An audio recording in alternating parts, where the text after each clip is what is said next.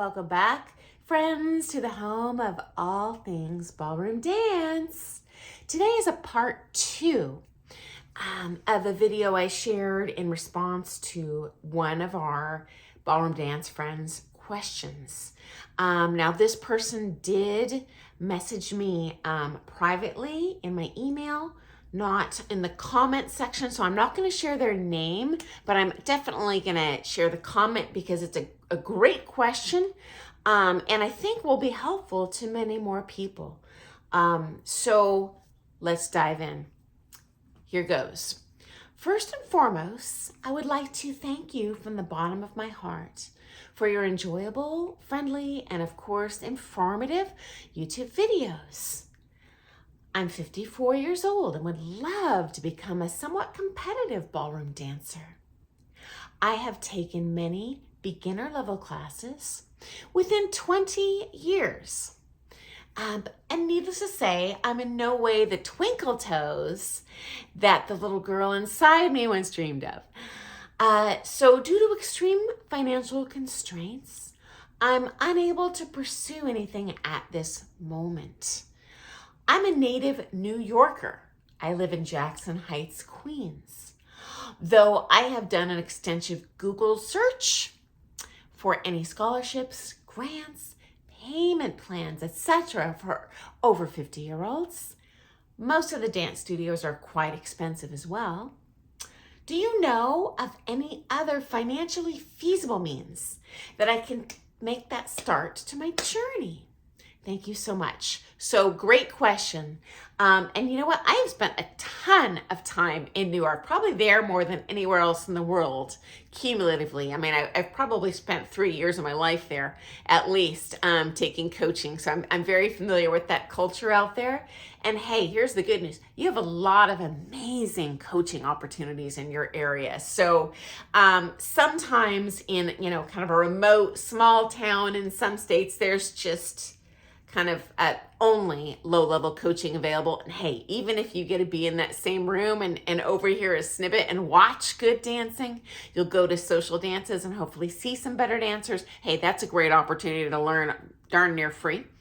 I would not sit and stare at someone's private lesson. I feel that's very rude and disrespectful because they're paying for that specialty information. But even if you just see them from the reception area from a distance, you can learn a lot by watching.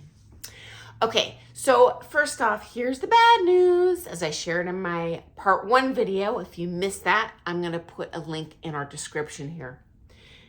I don't personally know of any way to grow to an elite upper echelon in dance sport on the cheap. I just don't personally know it. Hey, if you have seen it, comment below because I'd love to learn that too.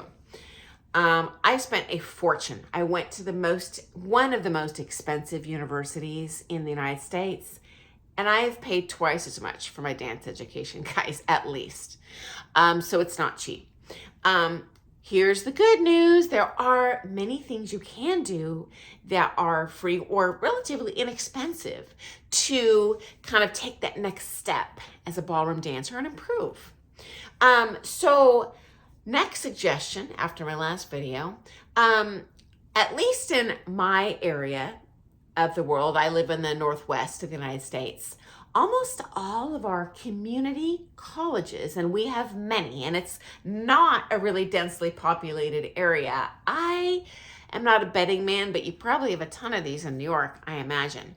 Anyway, almost, if not all of them, do offer ballroom dance classes, sometimes through an intermediate level, tons of beginning level options.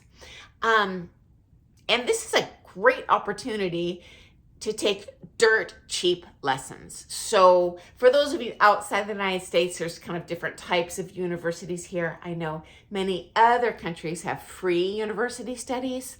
I don't know of any free universities in the United States. Most are quite expensive, but we do have something called community college that is very, very, very cheap. And it can still get you far in life. It's just cheap. So if you have that opportunity, hey, at least look into it. It's worth giving it a shot, okay? Maybe there's people at that community college lesson who are good dancers. Hey, set up a practice with them. Maybe you can get a practice partner, and that way, after your class is over, you have more of an opportunity to repeat the movement and dial it into long-term muscle memory. That'll hasten that learning curve, okay? And this applies to social dances too, which I mentioned in my last video. If you attend social dances, hey, if you can set up a practice with someone, fantastic. One of the benefits of taking lessons in a community college versus learning that lesson, taking the lesson at a social dance, is the college lessons are cumulative. So you'll buy kind of a series of lessons, and they build on each other each week. So you start with one figure, you stick with the same dance, you add another figure, another figure. And so in my experience, you're going to retain more learning that way. Now, sometimes it's just one dance. Often, at least in my area of the world, it's 2 or 3 dances you would learn, introduction to Latin. If you're a kind of traditional ballroom dancer, when they say Latin, it probably means what I call club Latin, more like Latino culture. You're probably going to do like salsa, which is not a dance sport category. You do see it in Pro-Am, very popular, but it's actually not in the international standard, international Latin, American rhythm, or American smooth. So you might get kind of an Americanized loose, cha-cha, a salsa, maybe a, merengue, cumbia, but you know what? It's partner dance. And I do find that the styles tend to complement each other, regardless of what styles you're currently pursuing. The only exceptions would be, I find, West Coast swing and Argentine tango. The movement there is generally fundamentally different. And I, for lack of a better term, opposes the connection in that you would have in ballroom dance, although those are partner dances, and I've done both. Okay, so next suggestion. You can find loads of content on the internet, including mine. In addition to like these cultural videos, which most of my videos are, or answering your questions, I do usually share one technical technique dancing video a week, at least one. But caveat emptor, I do not personally feel this is an ideal instruction vehicle. Because it's one-way communication, okay? I can't see you. I can't feel you. Every human body is built differently. When you're dealing with a dance partnership, now you've doubled the variables. You have 2 human bodies that are totally different. And so everyone has different strengths, different weaknesses, different body types, different ways to execute the movement that will work best for them. So they might also learn differently. So if you're lucky enough to have a very mechanical way of learning and you can hear like the physics description on a YouTube video and understand the movement that way, hey, lucky you. YouTube's going to be pretty helpful for you, though please do not replace your local dance in-person lesson exclusively with that. I did have a couple do that once and dive bombed. They literally didn't make a single cut at nationals the next year after they had won 2 titles the previous year. Now, this wasn't syllabus granted, but it just tells you that self-instruction, at least in my observation in the international styles, is not going to yield good results. Exclusive self-instruction.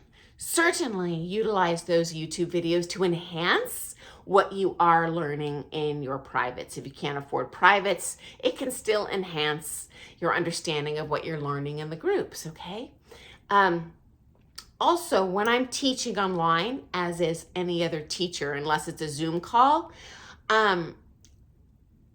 I can't see if you're executing what I'm trying to communicate, number one.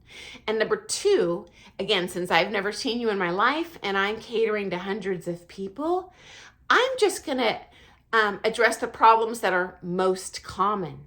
Maybe that's not a problem for you at all. Maybe you have the opposite problem and your coach would, in person, I would tell you to do the total opposite. So there is absolutely a massive benefit to that in-person communication and instruction.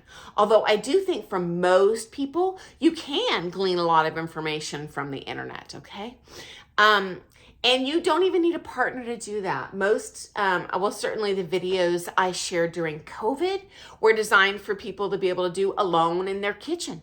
And you can absolutely improve your dancing on your own in a small space for free on YouTube doing that. If you really want to really improve, I wouldn't exclusively rely on that, my friend. Okay. Hopefully, you could assist in the group classes. I would say this is a fantastic opportunity. Unlike working the front desk at a social dance, if you can assist in the group classes, you will learn a ton. You get to learn both leads part, both follows part, doubles your learning curve. You get massive exposure. Sometimes that pro will even give you a little personal time before the lesson to show you what they're learning. Highly, highly, highly cannot recommend enough. Fabulous help to your dancing. Here's the downside. As a pro, I had a very busy studio. I had about 2,000 clients a month before I owned the studio, and I had to shift to like managing all these people and clients. I taught a ton. Which for a ballroom dancer, for me, like a really busy week might be 50, 60 hours. But that is a heck of a lot for a ballroom dancer. Very hard on your body. Mama too old for that now. Anyway, I did have, group classes I would teach that might have 100 people in them. And so I would get requests, honestly, probably once a week from people who wanted to assist in my classes. And what I thought, I want to learn to dance. And I would say, assist in someone's class is the cheapest way. I want to assist in yours. Okay, bad news bears, guys. If you've never taken a lesson from me, you're crazy to think I'm going to bring you in and essentially know I'm teaching you for free and you're contributing nothing to the class if you yourself are a beginner.